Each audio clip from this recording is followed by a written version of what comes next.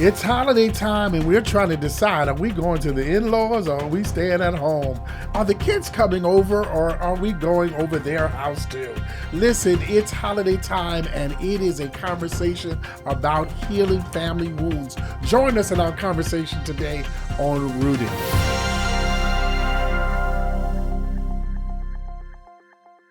Good morning, everyone. Welcome back to Rooted, a program that is designed to help you to strengthen your walk with God. I'm joined this morning by Apostle Lakeisha. I'm Apostle Chris Collender, and we are talking about 'Tis the Season and healing family wounds. Good morning, Apostle. How are you? Good morning. I am well, and I hope you all are well too.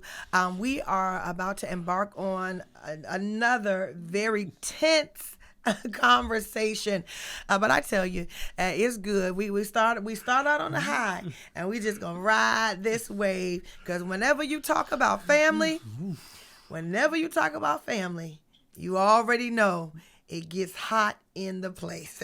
Amen. Listen, no matter how much you love them, no matter what you call them, in love, out of love, Hello. the people I can't stand, I tell you, it is the holidays has a way of amplifying the feelings and the tensions that so often go along with the season. 'Tis the season to be jolly, fa la la la la la la la la, but I don't know if that's going to be our conversation today. We're talking about family and the tensions that are often surrounding families, and they heighten in this particular time and season. Holidays have a way of bringing out the best and the worst in everybody of us. Yes. And if you are a constituent of divorce, a victim of separation,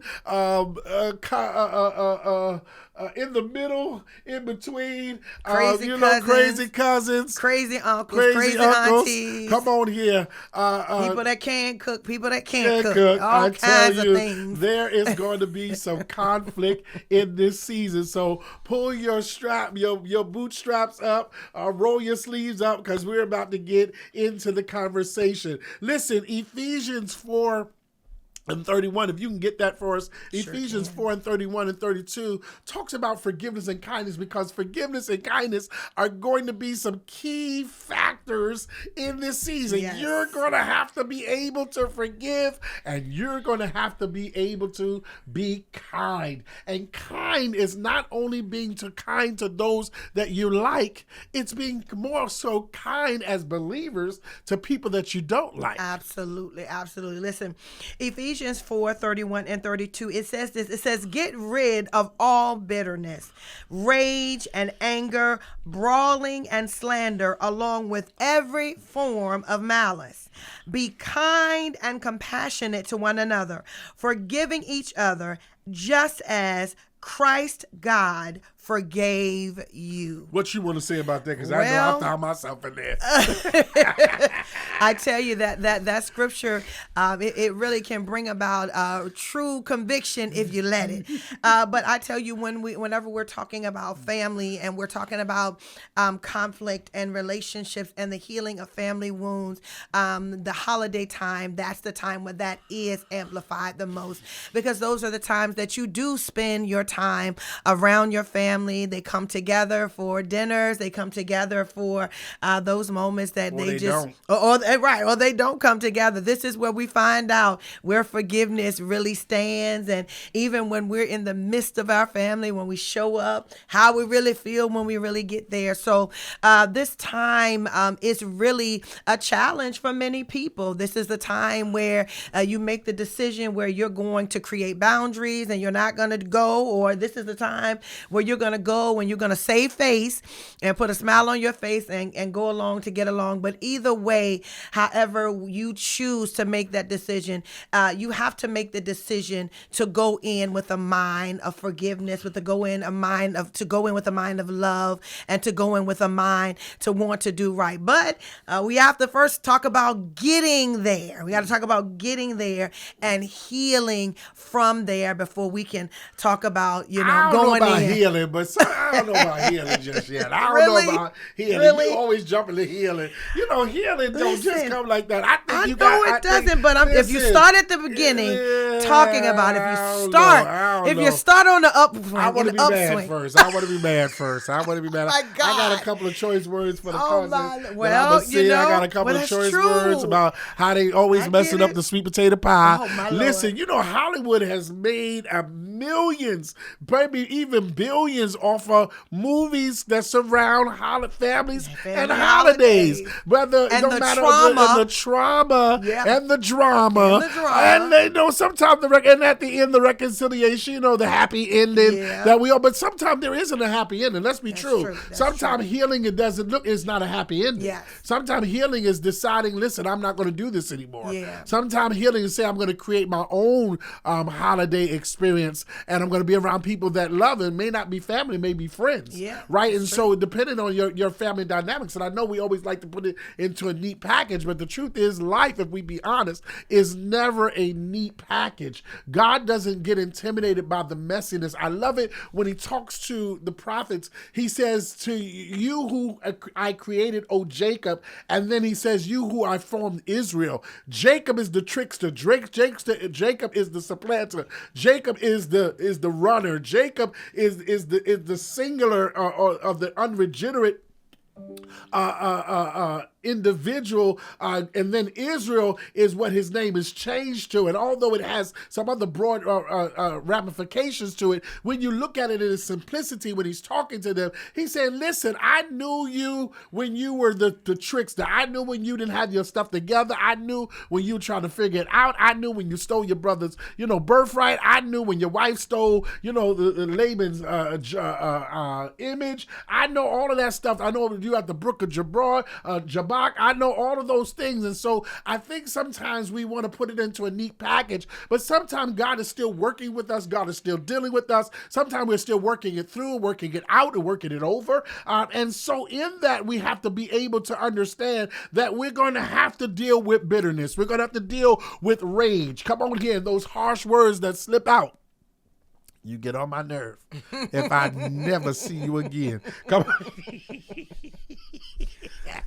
I can't stand you. Mm-hmm. The rage that, that they would show up empty-handed and don't bring nothing to the. Come on here. Some of you, I don't know about you, but fits of rage and anger. Come on, bitterness that the Bible tells us not to do, but he would not tell us not to do it if it was not already pre-existent. Right. God never calls a fire drill. That's what my coin's saying. God never calls a fire drill, right? And so in slander, right, as well as all types of evil behavior, these holidays can bring about those evil behaviors. But God says, listen, I need you to make a decision to walk in kindness. And kindness is a verb. Kindness is an action word. Kindness means I've got to go above and beyond. Kindness means I have to make an effort too. Absolutely.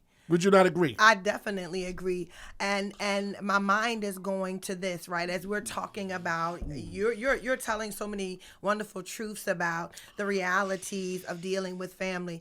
But I had a thought.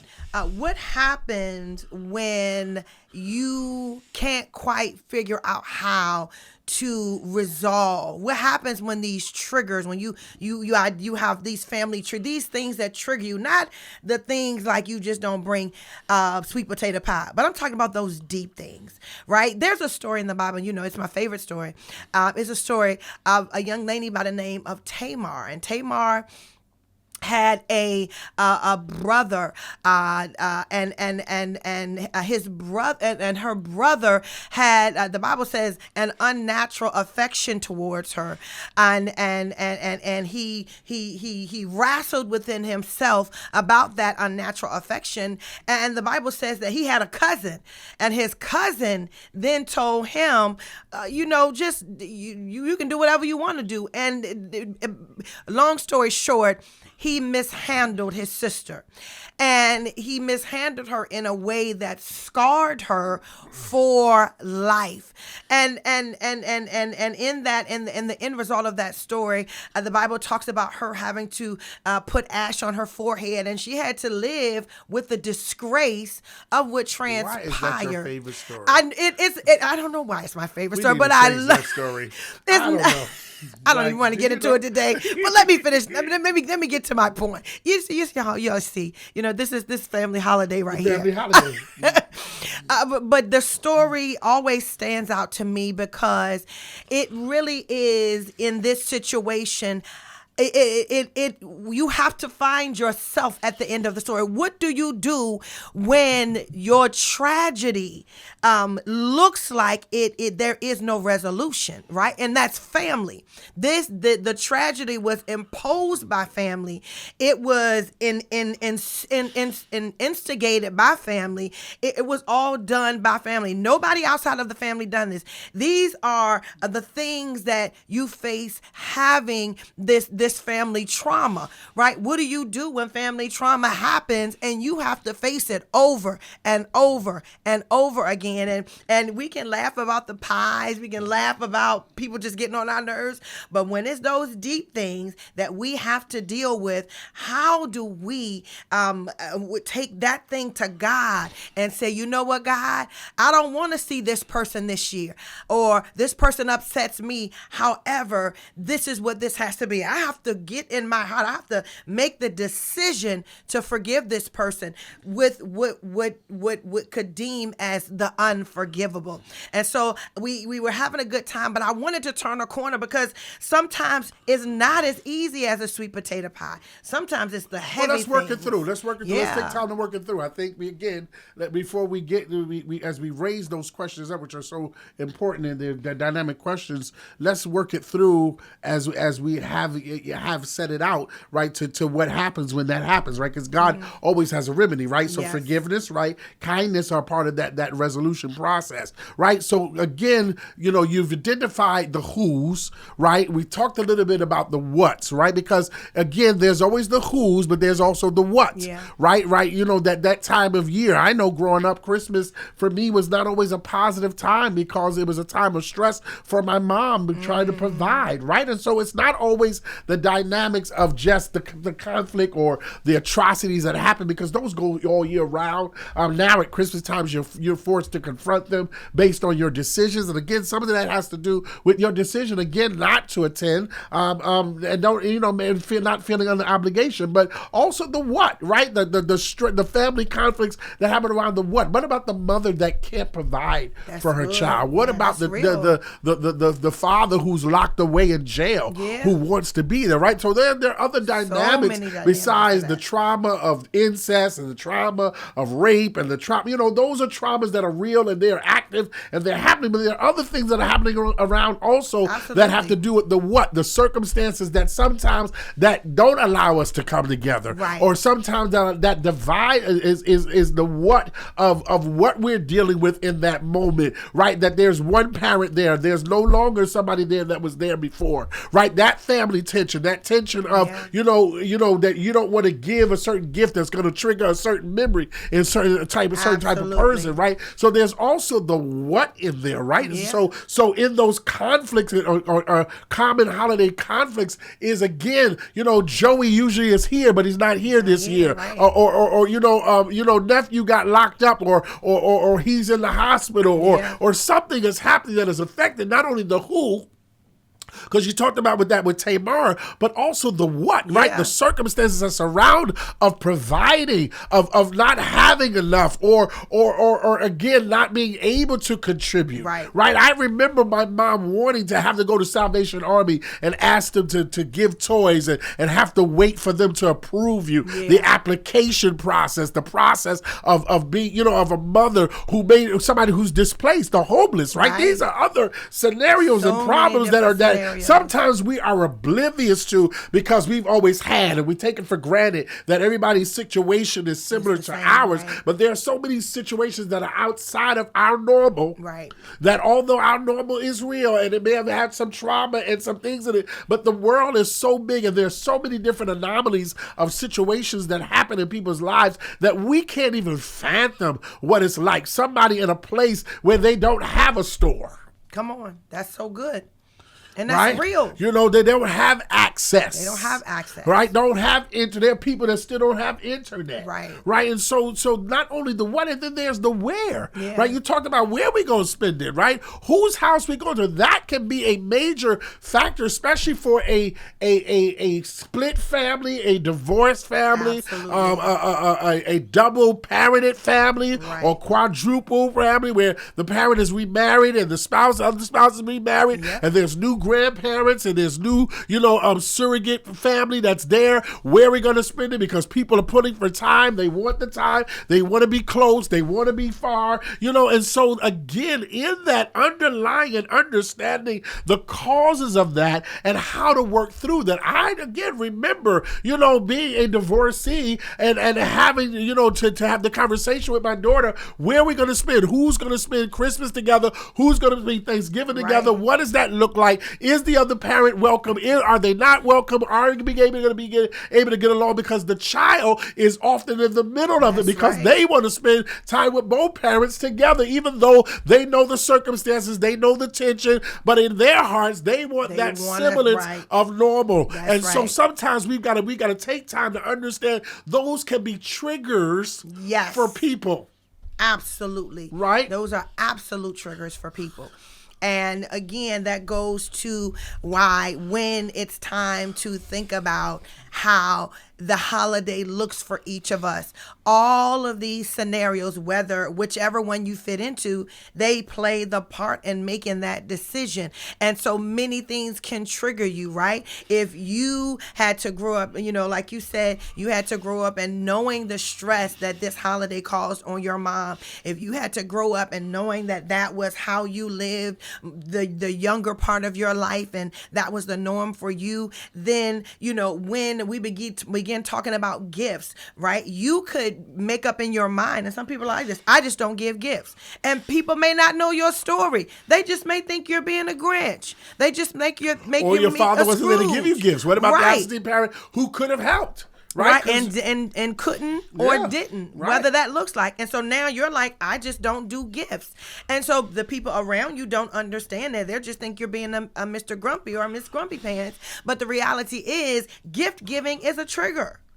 Right? Going to sit in someone else's house. What if you are someone who does not have a family and you are now invited into right, and you're invited into another family? I've had this scenario happen where somebody you have a family and somebody doesn't quite have a family, but you've adopted them into your family, and when they come and spend time, yes, they love to spend time, but it's still very lonely because the thing that you're trying to give to them or you hope that they would experience is not the same because it's not their family.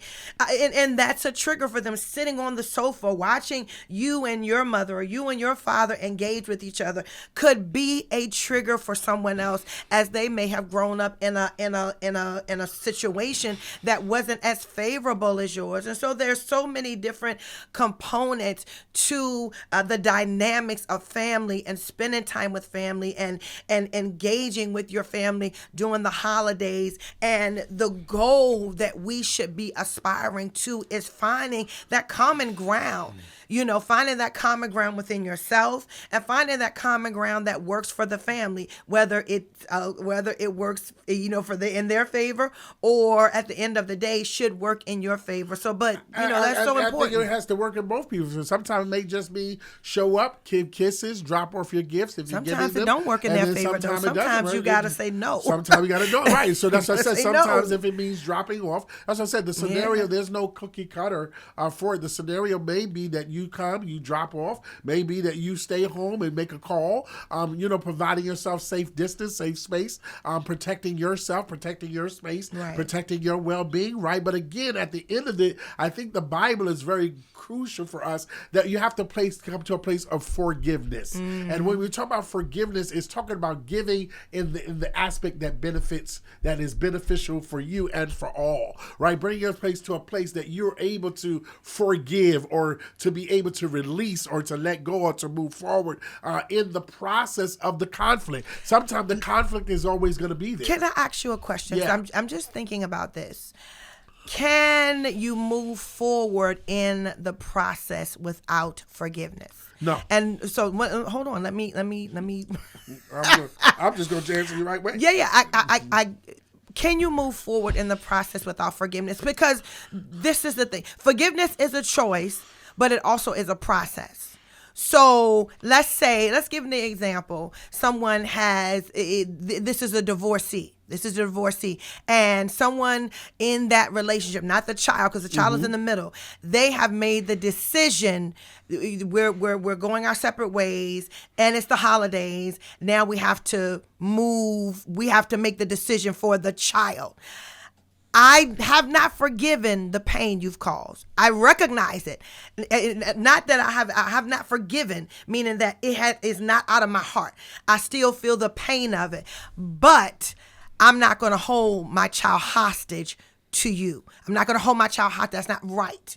But that's not me forgiving you. I haven't grown to forgive you yet. I'm not there yet. I'm still working through that forgiveness. So I don't know if that's you moving forward as you just allowing the child. The child is not a part of the process there. The child, you're letting the child go to that parent. But again, from a biblical perspective, you can't move forward without forgiveness. Right.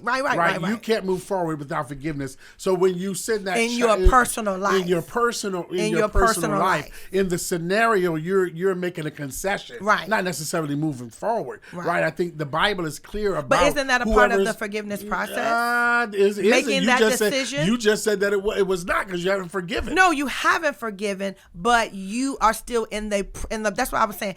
Forgiveness is a choice, but it's also a process. Choice. So I don't think those are diametrically opposed to each other. I think that it's a choice to begin the process, right? The choice is a part of the process. Yeah. It's not different from the process. It's a part of the process, and in that you then are moving forward. So then, in essence, you are moving forward because you're able to let the child go. If you if you had not make the choice to let the child go, if you had not made a choice, then you would still be stuck in unforgiveness, right? Forgiveness is, as you said, a choice, and if the choice begins to take you along the journey of forgiveness is not just a one-shot deal. There's going to be flashback. There's going to be reminders. That's why when Jesus asked in the Matthew chapter 18 and 21, I think Jesus outlays the process for us of the process, right? When he says to Matthew 18:21. Then Peter came to him and asked, Lord, how often should I forgive someone who sins, who misses the mark? 7 times. They keep offending me. They offend me in my mind. They offend me in their speech. They offend me in their look. They offend me when they show up. They offend me when I get close to them. They offend me 7 times. No, not 7 times, Jesus replied, but 70 times 7. In other words, he's not really talking about the number. He's talking about the quantification, the continuity, the completion, the process, the journey of forgiveness, right? And so he talks about that. And so I think it's so important that that in moving forward, that you have to make a decision that you're going to give. Here's the key. Forgiveness is not for the other person. It benefits you, because when you don't forgive, you're continually tormented. The word for means on behalf of. The word for means in benefit of. So when I give, I'm giving on behalf and benefit of not only of the other person, but myself, so that whoever sins I release are released. They are forgiven. They are let go. They don't torment me anymore. They don't bother me anymore. They don't trouble me. They don't create unrest anymore. So I think you cannot move forward without starting the process of forgiveness. Right. And that starts with a decision. I 100% agree with that. I brought that forward, right? I brought that forward because there's someone that's watching today, and that's where they are this year. That's where they are, and it just it's not an indictment of where they are. It stirred up in my heart because there has to be a place that as they are in their process, they understand you're moving forward. Keep moving forward. Keep moving forward. Don't allow the situation to, as you indicated, to be your indictment. Don't let the situation indict you.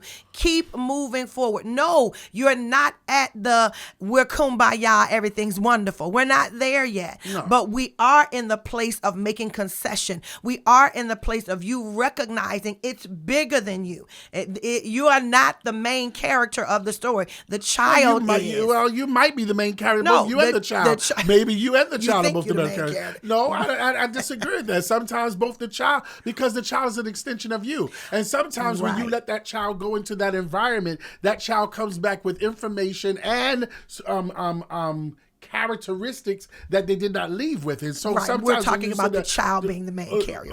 You talking about the child being the main character. I'm saying that both of them can be the main character. I think, but again, in fair concession, the child, yes, is the main character in terms of who that child, where they're going to spend time at. But even in that, there has to be some boundaries, right? If you know that the other parent is not favorable toward you and they're not healed, then you can't afford to send that child into that environment. However, that's a whole nother scenario, right? That's a whole nother scenario that we could go down, because I'm sure that there are people that is your story, where you and your ex-partner, you all don't have the best relationship, and one partner is jaded, angry, or the family upset, may be jaded. whatever that looks like. There's so many different That's scenarios. a different scenario. But if that is not the scenario, and I think the scenario that really was pressing in my spirit is about that one that you were hurt, right? And you had your experience, and your experience was your experience, but you cannot hold your child hostage. And you're in the process, and not that you are, but you're in the process of saying, right? You're beating yourself up in the process of learning to forgive. I haven't gotten there yet. I'm still not. We know what the word of the Lord says, like as we're talking about it today, and we're impressing the word of the Lord. The word says, be this, be this, be this, but you're stumbling, and that's why it's important to understand. But I don't think the B. I think when you talk about the B, I almost hear like this whole like arrival again. And I keep saying to you that the B, when God says B, He's not saying He's not drawing a hard stop. He's saying move in the process of, move in the position of. You know, the Bible says man looks agreeing at the with you. outer appearance, but God looks at the heart. Right. So again, I think in terms of when we say that the person that's there that's beating themselves up, that's true. They're beating themselves up. They don't get an escape route. There is no but to the process. You know, some of that process looks like prayer. Some of that process, and I think what we're really talking about is boundaries, right? Setting boundaries, proper boundaries, coming into understanding with the spirit of reconciliation. But I know I don't want to get to that before we get to the boundaries, because that's exactly what I'm speaking of. Then understanding how to move into proper boundaries. But that looks different. So and those are things I don't think I think that there's great conversation around that, because there's no one solution to that. Boundaries looks different for everybody, and what we determine as a boundary may not be a boundary. All right, listen, we have just kind of got into this. I don't know where our time went. Time escaped us today, but it was good.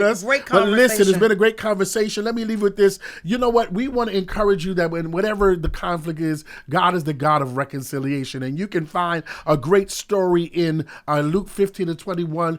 Which is the prodigal son, and it talks about all of those things that we're talking about in terms of, you know, how to reconcile, how to forgive, how to release yourself from guilt, how to move forward as God has a plan for you and your family, that you don't have to crack under the pressure, and you don't have to succumb to the conflict of yesterday. You can move into a place of forgiveness and reconciliation and peace as we continue this conversation on Rooted.